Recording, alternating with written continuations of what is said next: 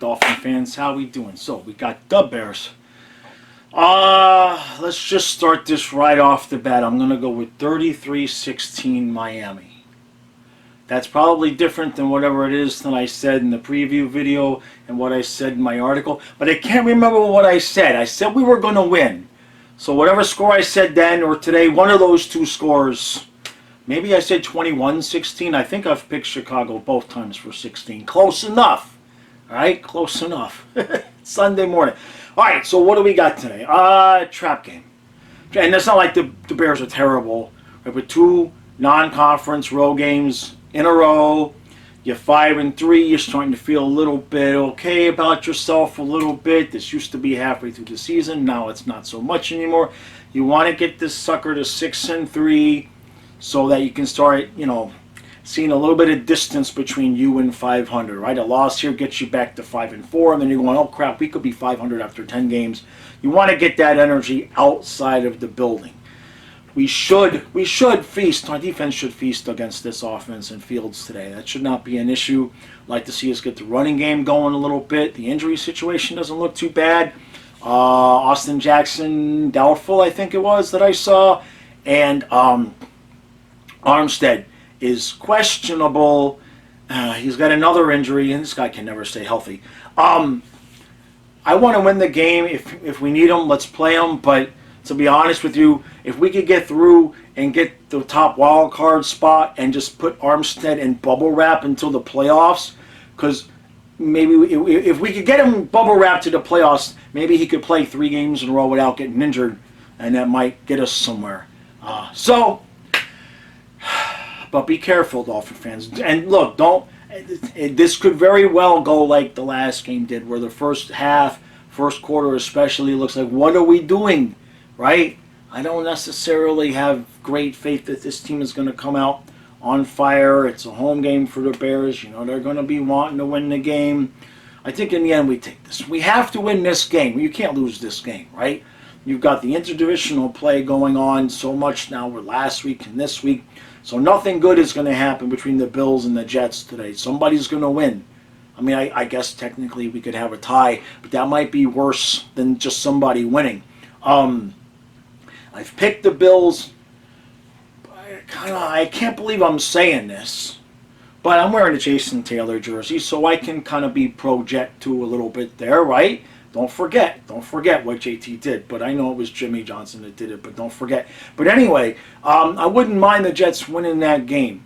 I would love to see the Jets win that game, to be honest with you, because it would kind of take the stink off of our loss to the Jets. It would show people that the Bills are not so invincible, and it would make the division tighter somehow.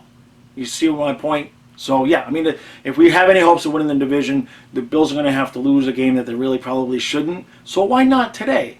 Why not today? I don't think the Jets are going to sweep the rest of the season and win the division. I believe that they will eventually drop behind the Dolphins. I know that's going to get some comments. That's okay. So I think why don't we get a Jet win and a Dolphin win today, and just have you know what? Do the Patriots play today? I don't remember my picks, but anyway, I like chaos.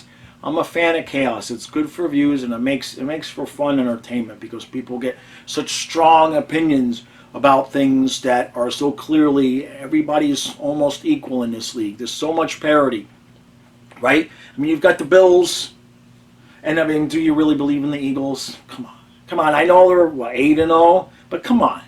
Does anybody really believe that the Eagles are like an undefeated, worthy team?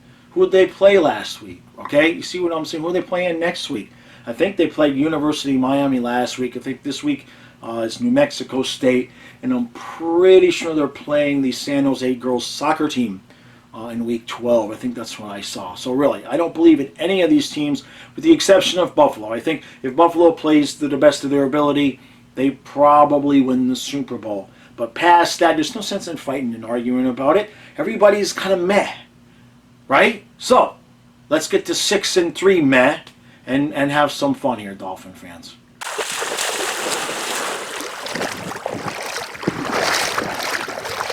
All right, so it's 21-17 Miami at halftime. We are winning the game. We have more points than the Bears do. But it certainly doesn't feel like we're winning the game. The only time the Dolphin defense has made us stop all day long, we forced a punt that we immediately blocked and returned for a touchdown. That's good. We stepped on our own foot, not once but twice at the end of the half there, because we were moving the ball, and then we had to take a timeout because we had 12 men in the huddle, and then Tua falls, and the third down throw was short. So you put Jason Sanders out there for a chip shot, a closer than an extra point chip shot, and he shanked it so far to the left, right. He shanked it so far that the second it came off of his foot, you knew it was no good. It wasn't even close. And I would like to mention again that we've only stopped the Bears' offense. The Bears! We've only stopped the Bears' offense one time the entire first half. It doesn't feel good. It doesn't feel like we're winning. So, Tua looks fantastic, right? He's about 45 of 46 for 875 yards. He's got 6 touchdown passes and no interceptions in the first quarter alone. Tyreek Hill just surpassed about 15,000 yards in the first half. And we're winning by 4 over a bad team, just a bad team. So make no promises about what's going to happen in the rest of this game. What do we need to do? Can somebody cover Justin Fields? Can we have one guy? Phillips has been playing well today. He's the one that blocked the punt. Van Ginkel returned it in for a score. Can we have somebody whose their only job is, I'm going to watch Fields, and if he hands the ball off, after I see him hand the ball off, then I will chase the running back. But until I see the ball leave his hands, the only job I have, me alone, is to go get the man with the ball. Okay? To watch Justin Fields, because he's consistently calling his own number and gaining 10 yards a pop. Not 2 or 3, not he broke a tackle and got 6. Like 10 yards and sliding before there's really anybody that's even caught on to the fact that he has the ball in the first place. So we need to take care of that. I don't know what more we can do on offense besides get a touchdown every single time we touch the ball, and stop sending Jason Sanders out there for kicks. I was joking because it was like 4th and 2, 4th and 3, and I'm saying, why don't we fake it? Why don't we fake it? Why don't we fake it? Well, now you know why I was saying why we should fake it, because I have zero confidence in Sanders.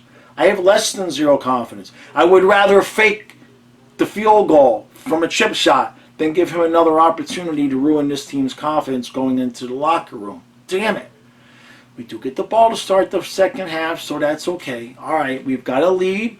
The defense is going to have to figure something out, though. Something. Give me a couple. I think I said this the last game. Give me a couple of stops, and we win this game.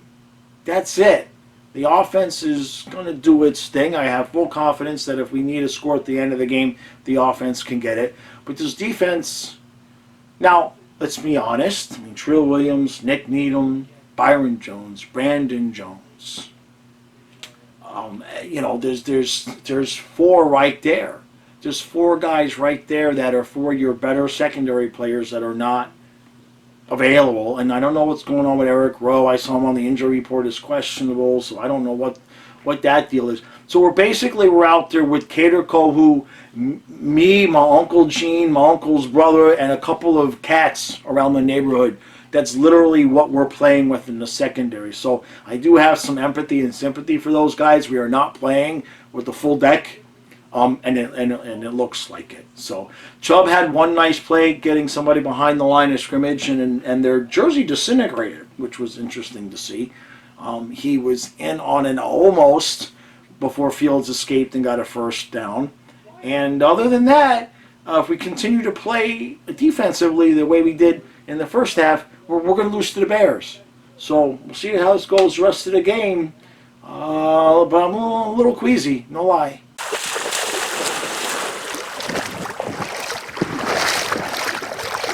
All right. Miami gets the win 35-32. Was pretty sure we were going to need 50 points to get that one done. But we got it done. That's what you can say about that game, okay? We're not the Packers who just lost to the Lions. We're not the Bills who just lost to the Jets. The entire AFC East is in massive chaos. Everybody's over 500. Everybody has a chance to win the division. I mean, it's beautiful. I love it. I love the chaos. It's just, and there's Miami right in the middle there with the Marino-esque offense and the Marino era-esque defense. That's what we got. That's what we got. Now, to the ending. Let's get to the ending of this game. The defense finally makes a stop, and couple of the last drives there. What we had, it was a 4th down. We don't kick the field goal. Tua could have ran the ball to. He could have ran from Chicago to Detroit. He had so much room to run for the 1st down, but he opts to throw the ball to Durham Smythe about 2 yards too short. So that didn't go well. And then we get another stop, and we get the ball back, and all we have to do is get a couple of 1st downs, take some knees, and this game is over. But we have to remember Mike McDaniel is our coach. Now, for most of the game, Mike McDaniel is a really good coach. However, on 3rd and longs or at the end of games, he turns into a complete ass for whatever reason. And we decide, let's put it this way, by the time we had 3rd down, it was 3rd and 11 after 2 running plays because we ran right into the middle. And then we tried some pitch sweep to nowhere and we lost the yard. And then Tua throws to Waddle. And when I used to play quarterback in the neighborhood, my dad used to call it the NFL because it was the neighborhood football league. That throw that Tua made was called the alley-oop. And basically what that was the quarterback takes 1 step back and he just threw it up high for forever because there's only 4 guys in the street and the tallest guy was going to catch it. The NFL, the National Football League, is a little bit different. Tua chucks it up into the air, I mean, like it was a helium balloon. The ball stays up there for forever. Waddle had time to shine his shoes and smoke a cigarette before the damn ball came down.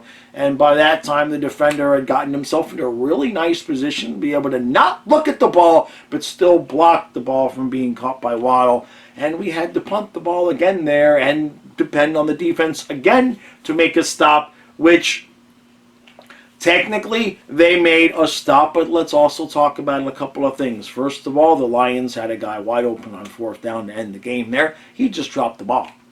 He just dropped the ball. And then let's talk about some of the pass interference stuff. There should be no complaints for the Miami Dolphins the rest of the season about the referees, because apparently what happened against Miami was pass interference. It didn't look like pass interference to me. The call went for the Dolphins. And then on the play before the 4th down where the Chicago lost the game, I don't know. I mean, Cater, he was just given a hug. Cater, who was just giving the wide receiver a hug, I'm pretty sure it was Cater. He was just giving him a hug. It's a close-knit group of guys out there. So they didn't call the pass interference. Probably because he had both arms around him, bringing him in for a bear hug. That's usually not pass interference.